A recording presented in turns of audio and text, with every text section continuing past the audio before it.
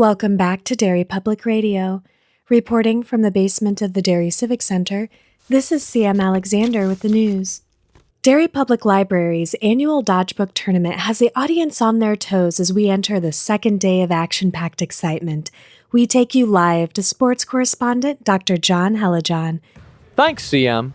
Today has already been a historic chapter in the sport's history, as a War of the Worlds ended with the H.G. Welts giving a farewell to arms to the Ernest Hemming sleighs. These bitter rivals have shown us once and for all for whom the bell tolls. You're listening to Derry Public Radio. This is Derry Public Radio.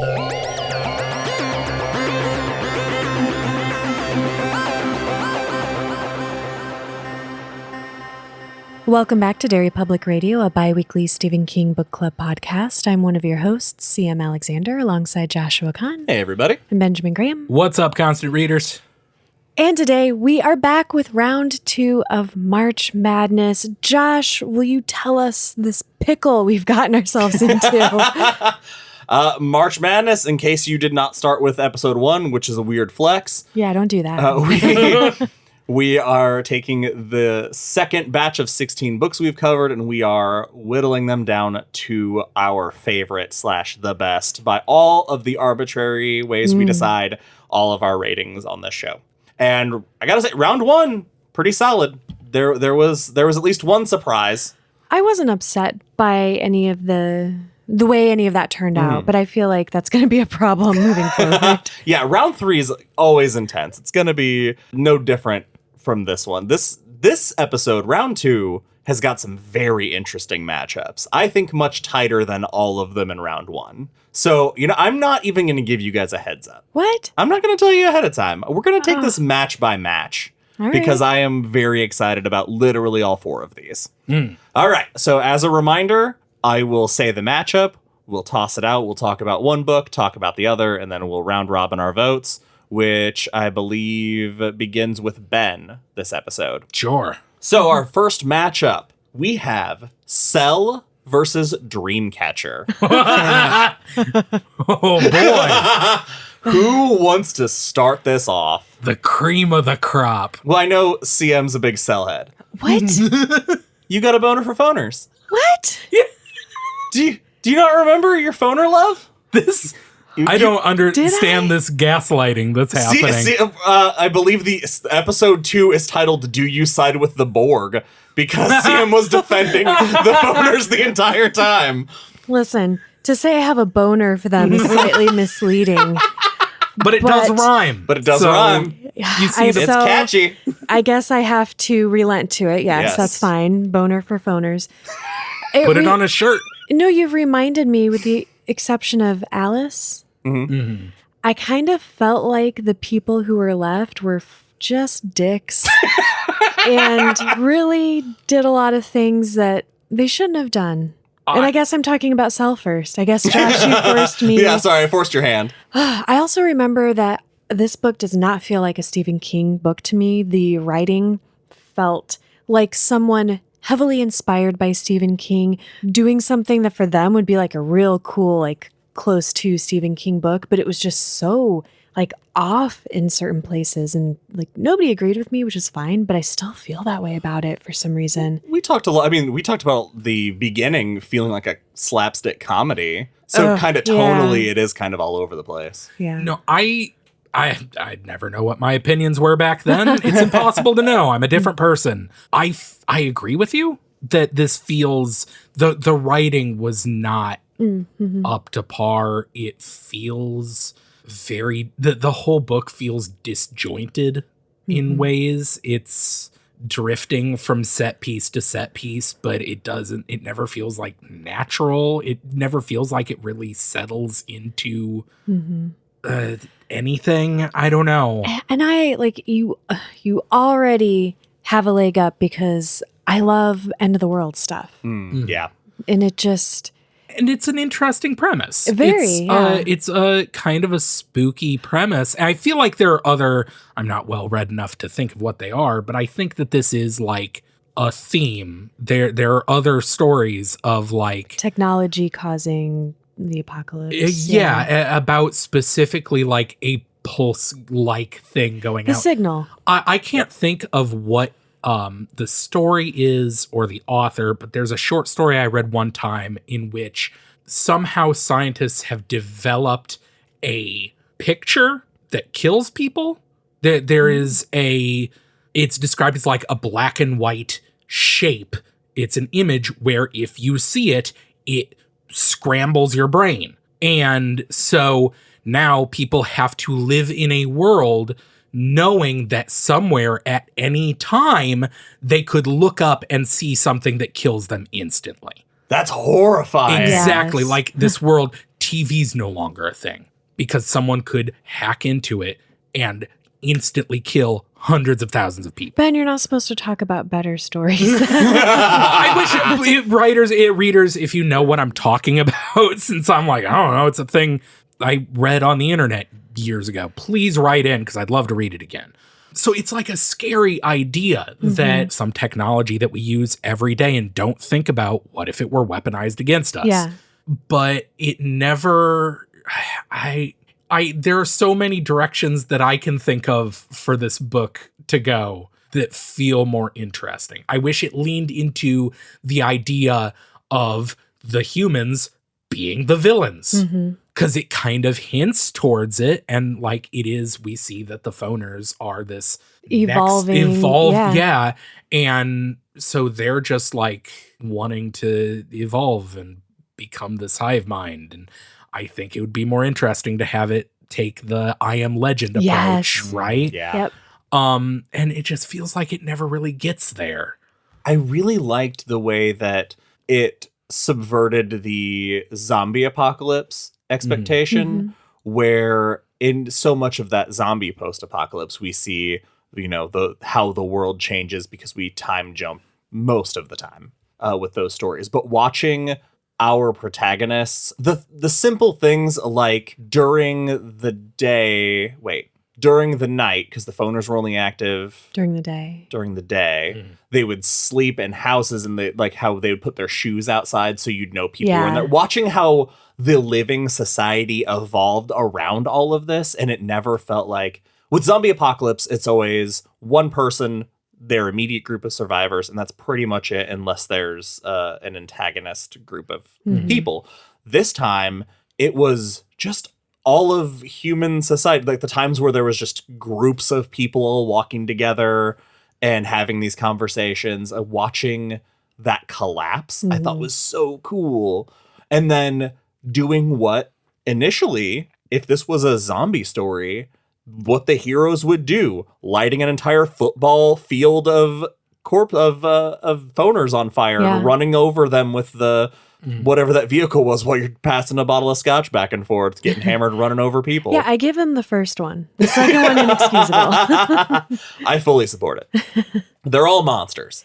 And yeah, I liked a lot of that. And then Alice's death, man. Yeah. Ooh. That was rough. The first time I read Cell, I remember that scene so clearly because it infuriated me. It for being a book that I don't care for a whole lot, it is one of the most effective deaths because Yeah. it is so Pointless.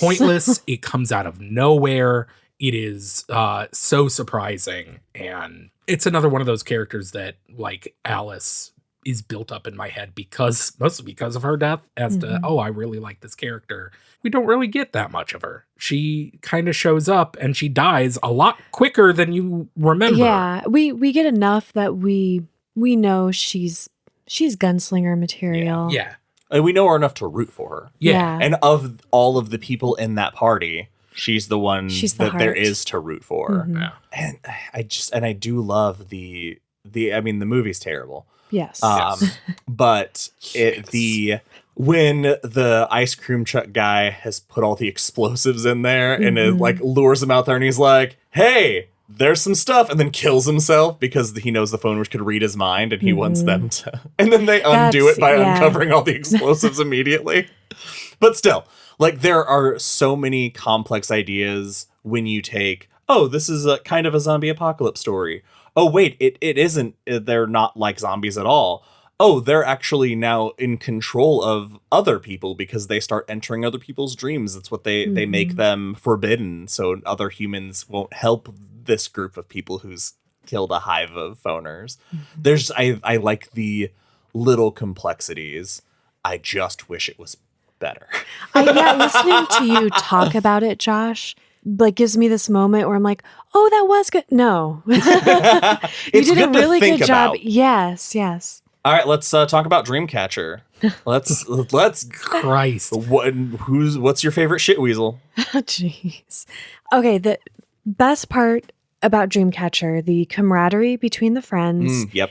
And the idea of the Mind Palace. Yeah. I can do without like the military stuff, but I usually can. But those components, there's like the bones of, I feel like both of these books, they're the bones of a really good, solid story. I don't know if I agree about Dreamcatcher.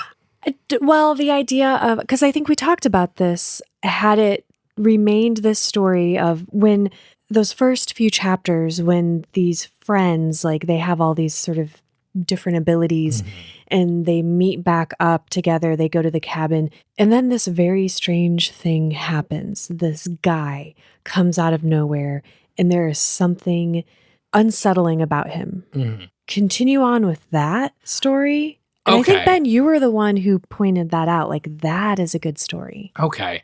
That is, I think the story's biggest problem is scope. Like, it gets, there's too much. It was trying to be like an It. Yeah. It's when it becomes this big thing about, like, the military cordon. It becomes so much less interesting. It becomes so much harder to follow. Like if I had to describe the plot of Dreamcatcher to someone who had no idea what Dreamcatcher was about, I don't think I could do it. I'd be like, I don't know. There's like a weird red fuzz that makes people poop monsters, and the military's mad about it. I don't know.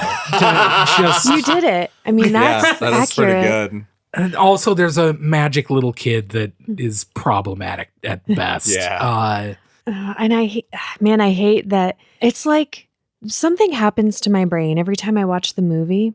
I know it's not a good movie, but all the actors in it's got such a great cast. It's a really good cast. I will watch anything with Timothy Oliphant. Yes. And I will watch it every few years. And it's not until the end where I'm like, wow, this was sucks. that a mistake? Wait, when Duddits turns into an alien? Is that when it loses you? God, that happens. And they like 69. And he just yells, I Duddit. Yeah, I Duddits, and then they sexy merge. It sucks. The movie's so bad. We are reading the book though, but I have to mention the whole movie. thing. The book is not. Mind Palace is a cool concept that I wish I want that to come back in something good. Sure, read the Hannibal Lecter series of books, except for Hannibal. In a Stephen King book, I mean. Oh, okay. Well, that we fine. cover. Maybe there is.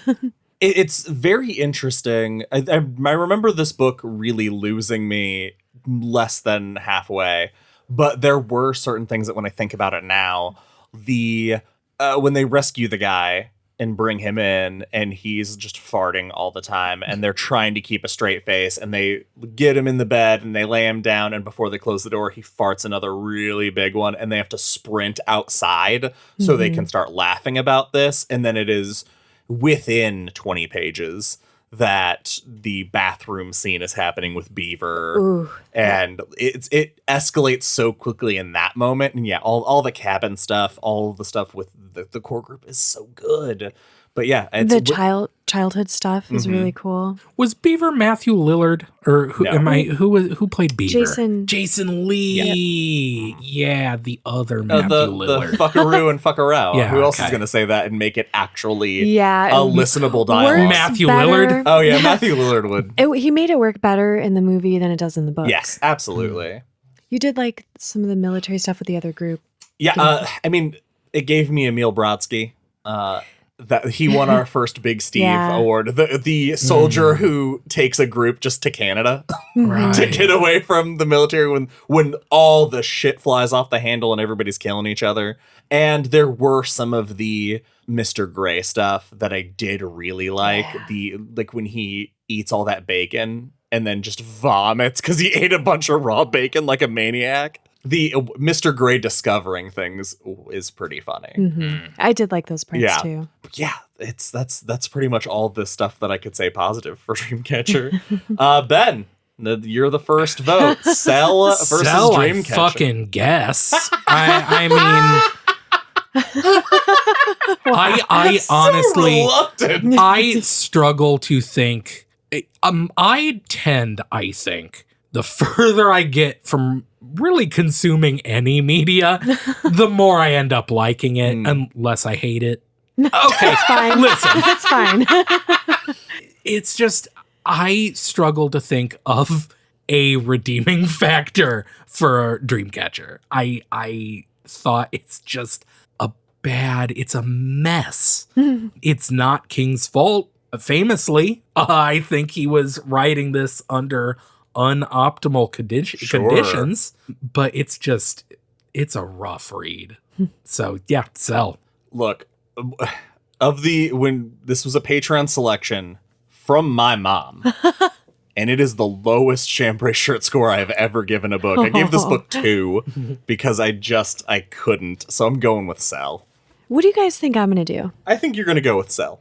Interesting, because I'm going to have to go with Dreamcatcher. Interesting. Just because in recalling, I enjoy the moments that we just talked about from Dreamcatcher that I liked more than Cell in its entirety. Even though That's fair. Dreamcatcher has, as you could take all of the problematic parts of Dreamcatcher, take them out of the book, and it'd be about the same thickness, same length as Cell. There's more for me to enjoy in Dreamcatcher, so it's going to get my vote. Make Dreamcatcher the length of the Colorado Kid, and I'm on board. That's a 5 out of 5 Blue Chambray shirt story. heck yeah. Maybe. I don't know. All right, we have Cell moving on. Oh, why? Sorry. Not the movie. Not the movie. That's a little better. Not much. Let's watch the beginning of Cell again, guys. You know, that's Cell. My Cell rating was I have 2 big regrets on this podcast. Salem's Lot. I want to give it another go. I want to give it another chance.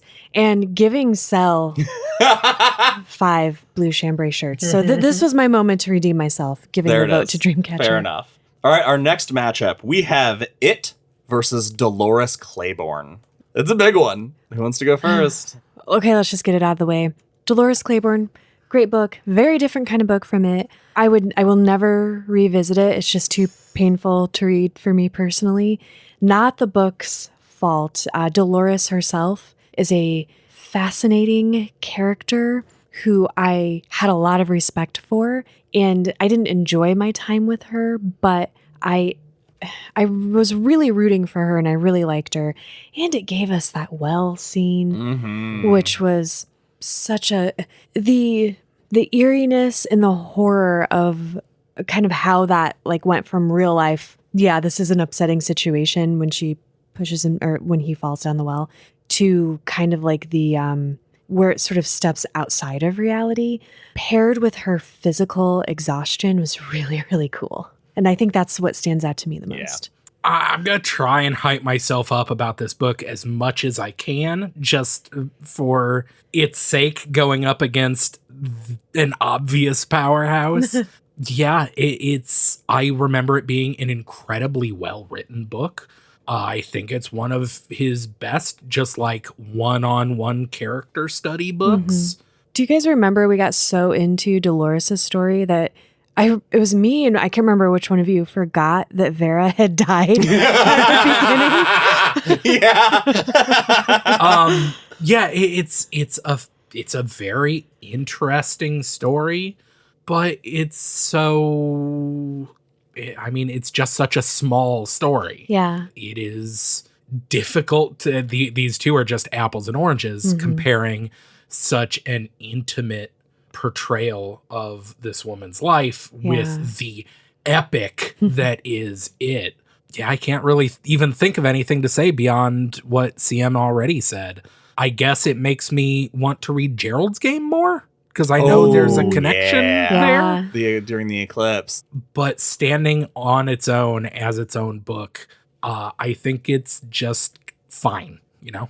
I really loved the way it was told. The fact that there are no chapter breaks. It is purely Dolores sitting across the table from the police and the woman from the mainland who's recording all of it, and the side tangents that when she brings it back to the people in the office.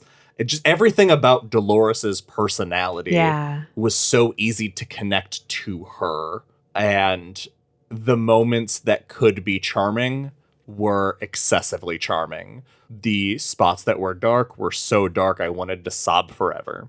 And that's just real strong writing. It's such powerful writing. But I think you're right. It's, in comparison, it is small. So let's talk about the heavy hitter. What jumps out at you about it of all of the things? It's fucking it. When you think of Stephen King, odds are there's one of 3 books you think of as like quintessential King. I have read it like 3 times, maybe more. And I remember we were all like, damn, the way it starts, just the brutality of this beginning with Georgie and how like instantly you're connected to these 2 brothers. And for the rest of the book to live up to that moment is astounding. It is, I mean, like I said, it's an epic. It is such a massive book, not just length, but just scope and detail. It's rare, you know, there aren't as many, how do I want to put this? This book is as scary as people that don't read King think King is.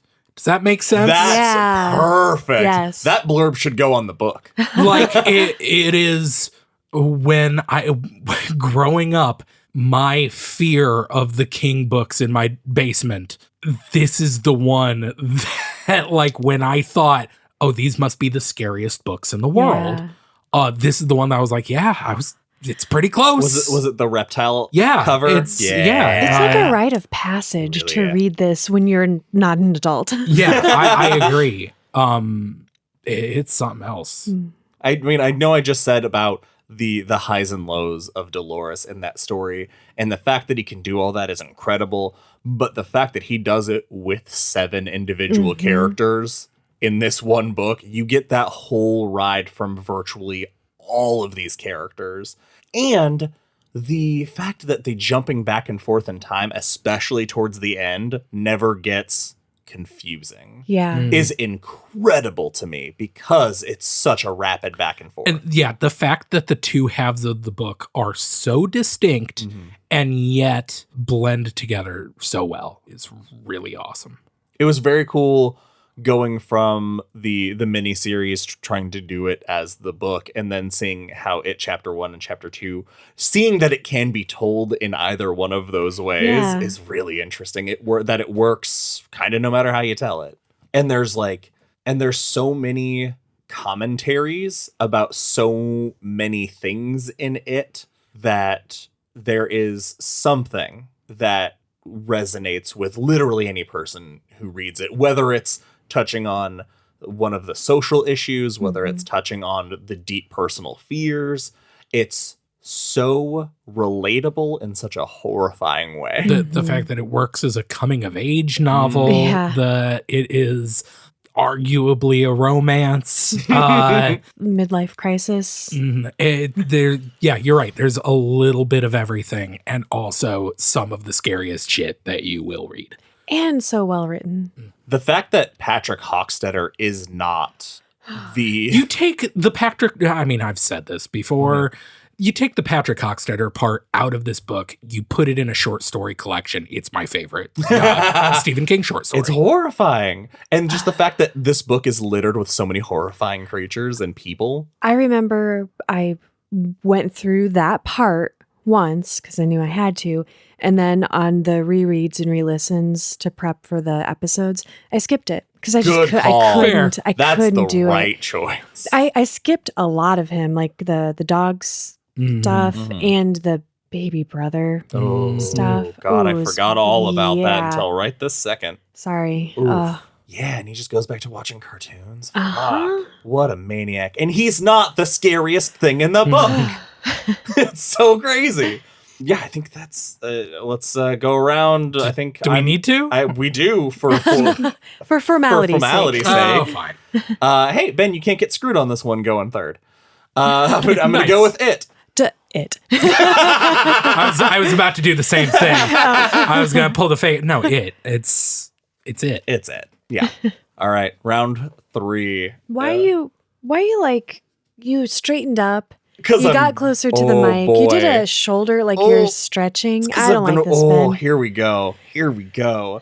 This round, the Gunslinger versus the Talisman. Interesting. No, this is not a difficult. Really? No. Wow. This is not close. That's crazy. This is going to be controversial, I feel like, because I feel like there is a common feeling in the King fandom about one of these books that is wrong. I think most people are wrong. Fair enough. Who you want to start? I'll Ben? start. I constantly, I'm on Reddit trolling the Stephen King subreddit, and I am constantly seeing people say, "Can I skip the Gunslinger? The Gunslinger isn't a good book," and those people are wrong. Truth. Exactly. It's such a good.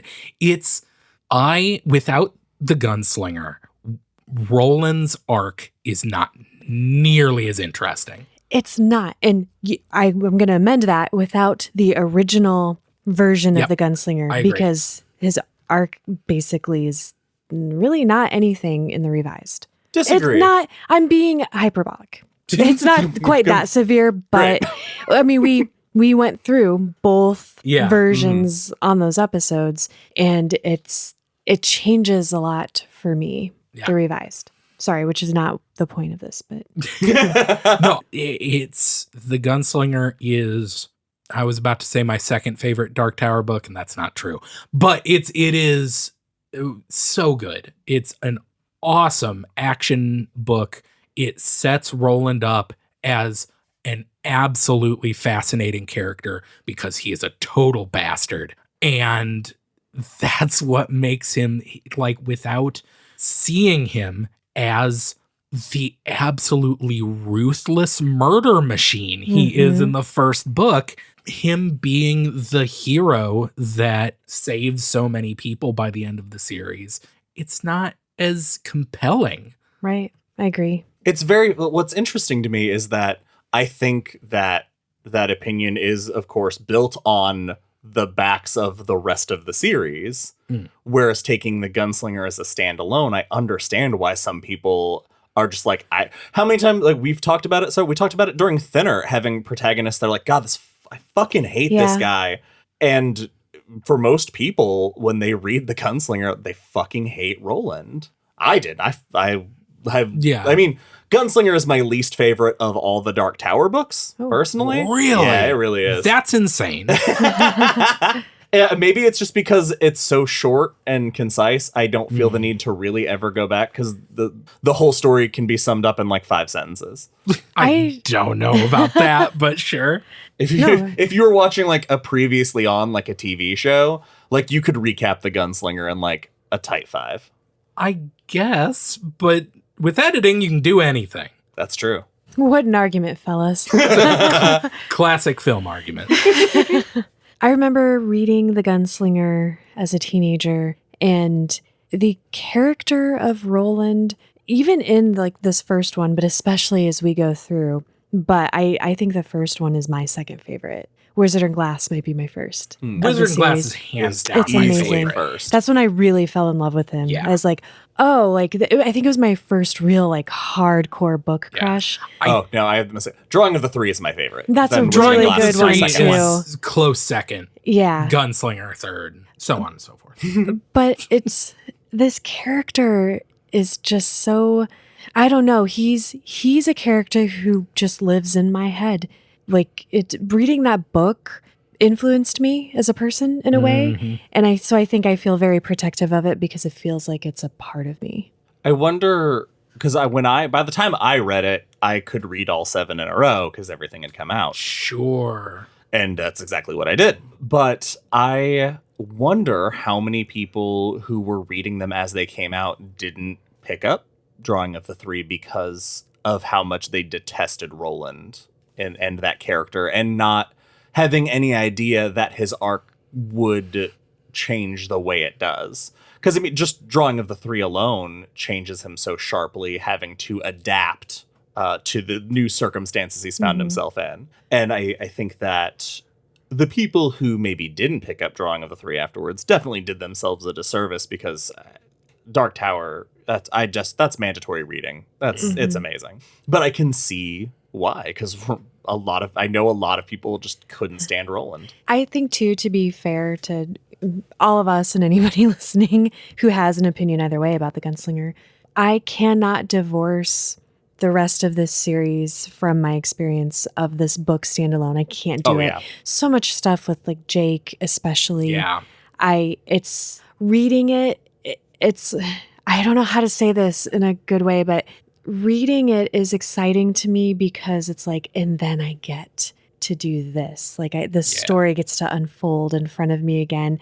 But I do agree, like Ben, having it the way it is with that first book is such a unique introduction. And it's such a weird, it's like this kind of fantasy, Western, almost romance murder book. Yeah.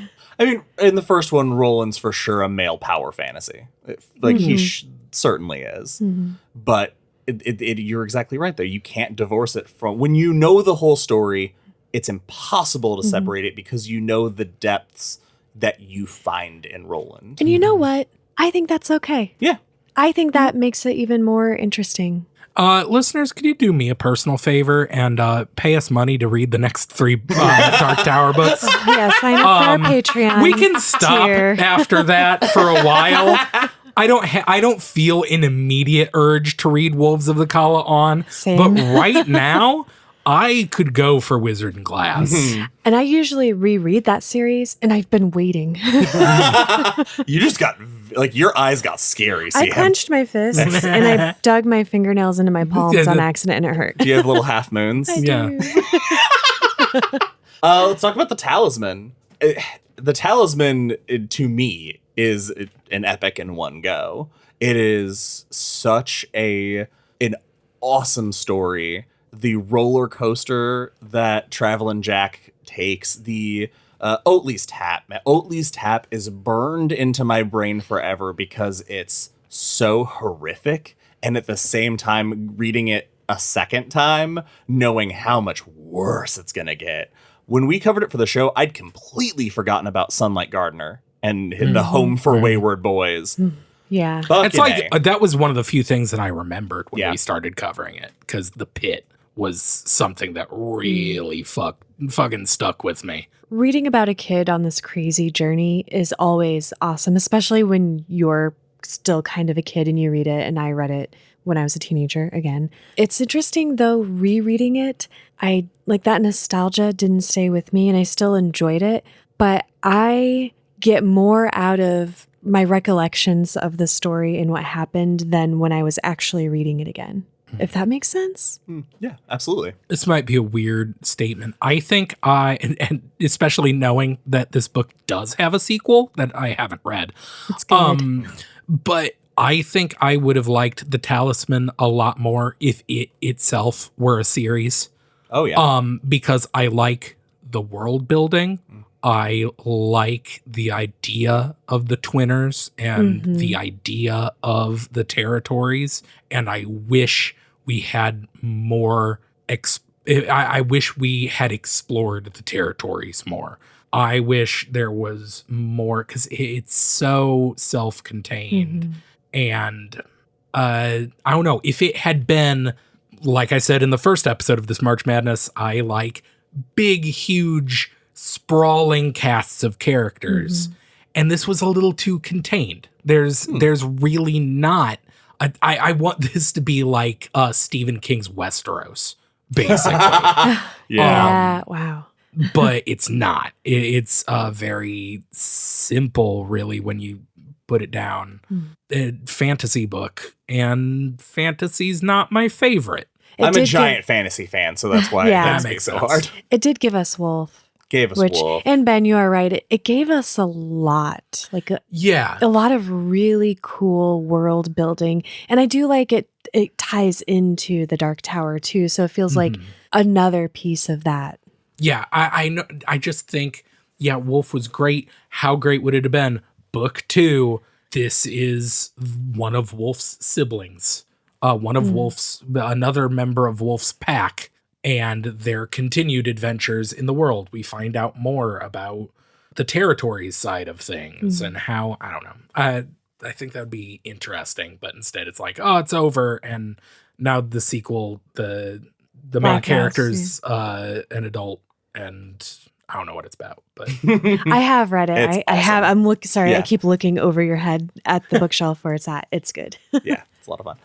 What I like about the Talisman so much is, maybe it is also because I love fantasy so much, that we get so many little rules and little things that in the end aren't the Deus Ex Machina kind of plot point. Like, for example, the way some items change when you flip. I was fascinated by the fact that Morgan Sloat just found a key to a tiny music box, but holding it, he knew this is something there. And it's this bitchin' lightning rod. And I love the way I'm forgetting Gardner's son, creepy monster boy. Yeah, I'm not going to remember. I don't know why I'm pretending like I would, But like the small details, like when we know that if one of the twinners dies, the other one will maybe die sometime soon, but it's not immediate. It's not the same way. But there are things like the way that one person is injured in one world. And then, it's Sunlight Gardner, because I thought about his son because it's after the fight at the train yard. And it's that when we see Sunlight again, he has an eye patch because of the way other things impacted all of that. And I loved the prep school, the weird world melding that happens in that whole time, that it seemed like they weren't in the territories, they weren't in our world, but they were somewhere else in their own little thing. And the thing that I love about that kind of fantasy is you discover the rules stay fairly consistent, but not every rule has to mean something. It's like just mirrored, but not perfectly, which is cool. It's something that exists, and it's a rule, and it builds the world, and it doesn't have to be the end all be all. But for me, it's the Black Hotel. That the whole finale in the Black Hotel is just a can't put the book down for me. I always forget about that stupid talking spider. the fushing thief spider that's in the Black Hotel. I forget about it every time until I read it, and I'm like, oh, this is stupid. What a little cutie. All right, I think that's it. CM, you have the first pick. Oh, Josh, you made a really good case for the Talisman, and it is very good. Can we just get rid of Cell and so unfair? For me personally though, I'm gonna have to go Gunslinger just because it's such a important book in my library. Ben? It's absolutely Gunslinger. The Talisman's fine. It's in my head a middling book. I didn't hate reading it, but it's not the Gunslinger, man. Honestly, I'm glad, because this would have been a hard one. If you'd said Talisman, I would have had a hard time making that third round call. But because you made it easy for me, I'm going to go Talisman. Sure. I feel like it would be strange if a Stephen King podcast did not move the Gunslinger forward. Except for people who hate the Gunslinger. They're wrong. I was I'm just sorry. gonna say that. Everybody's entitled to their respect. I try my best. But you're fucking wrong. But in some situations, there's just objective truth. And one of those is that the Gunslinger rules. Oh my God. Made such a great movie. I mean... Oh, no, don't. I do remember when we did the Gunslinger, several emails asking if we were going to do the movie, and I said no, we can't do the movie until we've covered the final book. Yeah, because it's not the Gunslinger, it's the Dark Tower. It's the Dark Tower movie. All right, it's time for our last matchup of this round. Makes me so mad that I know why. Yeah, like what have you done, Josh? How dare they make Idris Elba be in a bad movie? Yes. How dare they? What a fucking treasure! You know we're he not is. going to get him as Roland again. And he tragedy. There are Matthew petitions out to Matthew have him be McConaughey. Exactly. He was a. I'm sorry, man. He was a terrible, terrible Walter. But okay, think about him in True Detective. Yeah, Matthew he's amazing. Matthew McConaughey's can fucking act. amazing. They fucked that up so bad. Okay, we me have so to move angry. on. I am so upset. He's so goddamn mad. I see. If nothing else, this will get people to go on Patreon and make us read the rest of the book, so that CM has to watch the movie. Oh my god. All right, our last matchup for this round, we have The Shining versus Insomnia. Oh, okay. I got opinions. I'll save them. I'll go first. Let's talk about Insomnia, because it is also quite an epic unto itself. And it's another one of those books that when you treat it set piece to set piece, just kicks ass. For me, there is a significant amount of downtime between some of those. But the fact that the story is so complex that things you don't think are necessarily going to impact one another, in the end, everything kind of comes together to impact something somewhere, I think is very cool. And I am not only fascinated by Dorrance and his rainbow aura that I have a million questions about still want to know about the Green Man, still need to know about that, but Atropos's lair. Yeah. Holy fuck, that's cool. And the little homage is like having Gage Creed's sneaker in his. I want to explore Atropos's Museum of Torment. Museum.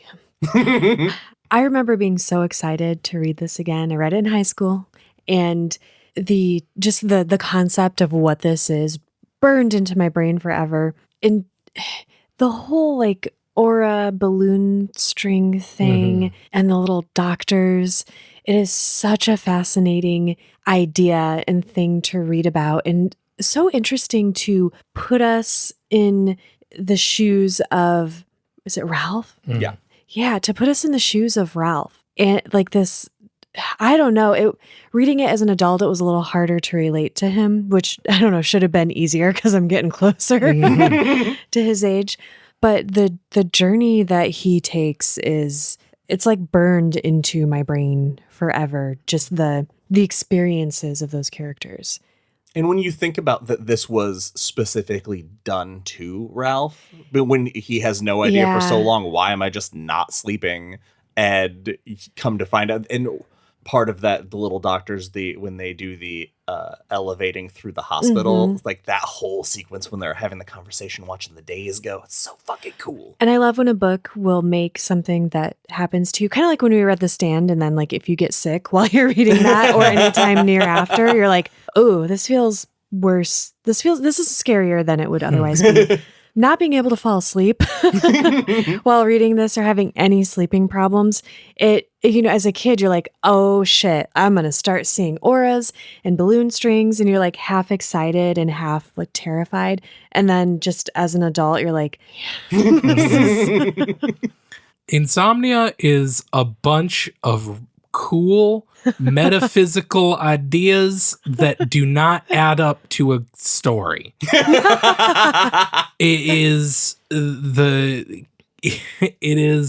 I would love to read the pretty much the same premise following any other characters. I think Ralph is boring. I think anything outside of the idea of the auras and the idea of this like world behind the world that you can only access by having this heightened brain state from not sleeping.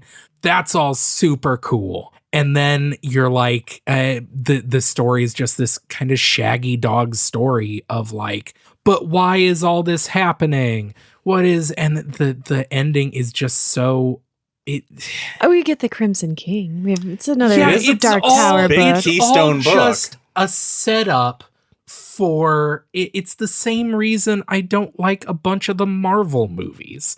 It's like, oh, there's a bunch of cool visuals and stuff, but it's a commercial for something else. That's fair. Yeah, it's, I have always had a problem with Patrick.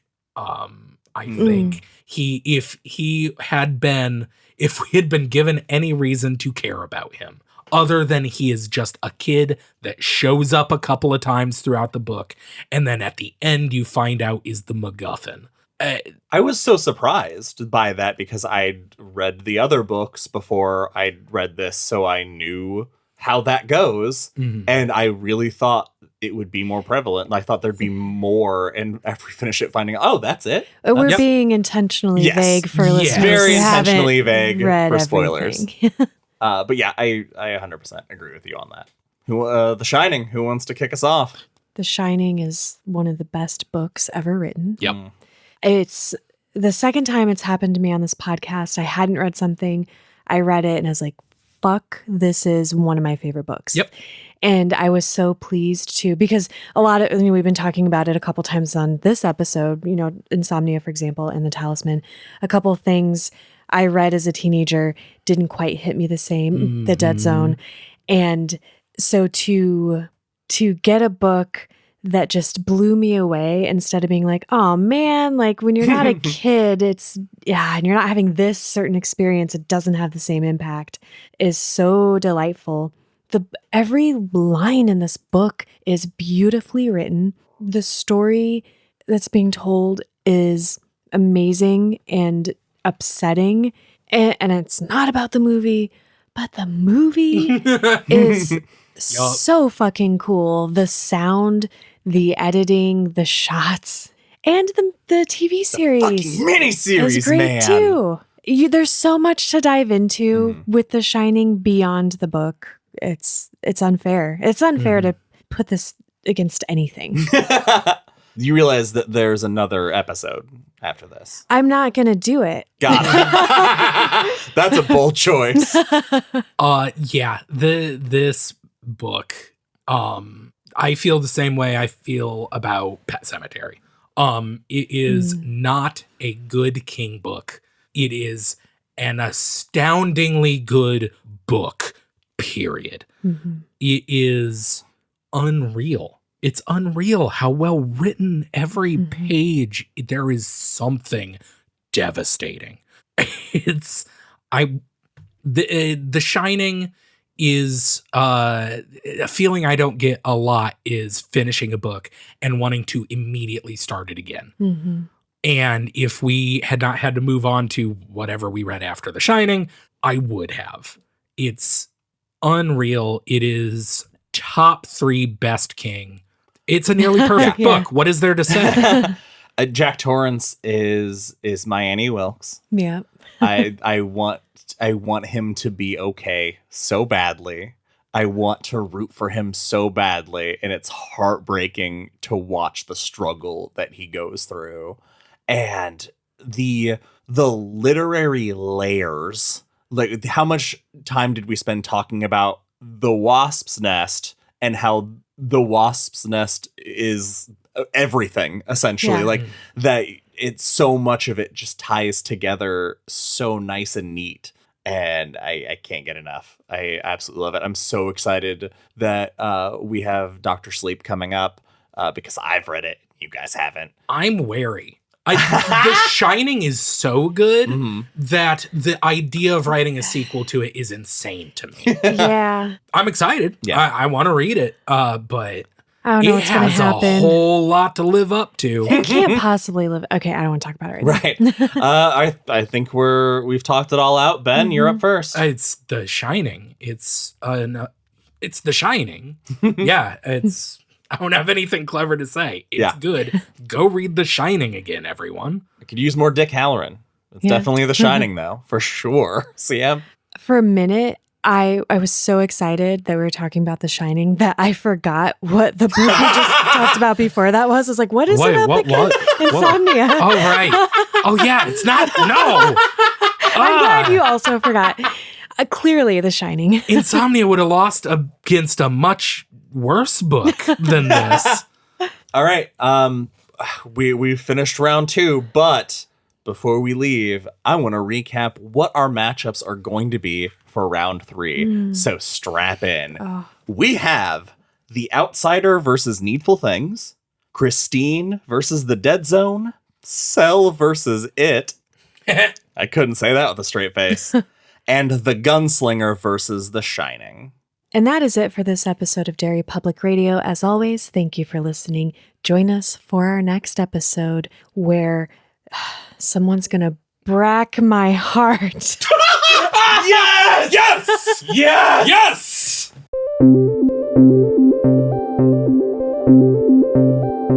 Hey everyone, CM Alexander here. Thank you for listening to March Madness Part 2. We hope you enjoyed it. If you like these episodes and you haven't heard our prior year March Madness extravaganza, go back and listen. We have so much fun doing these episodes for you guys. As always, follow us on Facebook and Instagram at Derry Public Radio and Twitter at Derry Public. You can also send us an email at derrypublicradio@gmail.com. Check out our Patreon page for bonus episodes and early releases, and our Etsy store for Derry Public Radio and Stephen King merchandise. That's all for now, listeners. Goodbye.